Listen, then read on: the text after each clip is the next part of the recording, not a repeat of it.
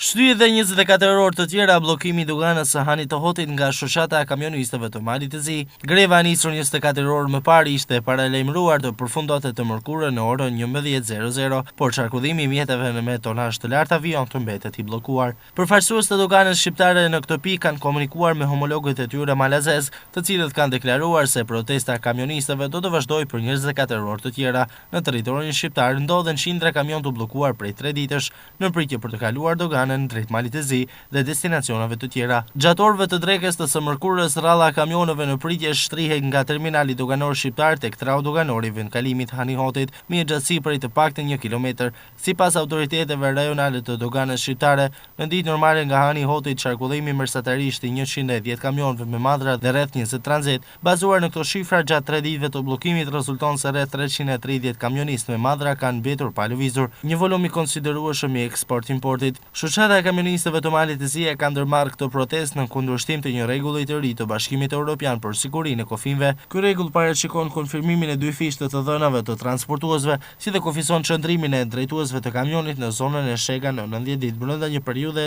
6 mujore, njësoj si për udhëtarët e zakonshëm.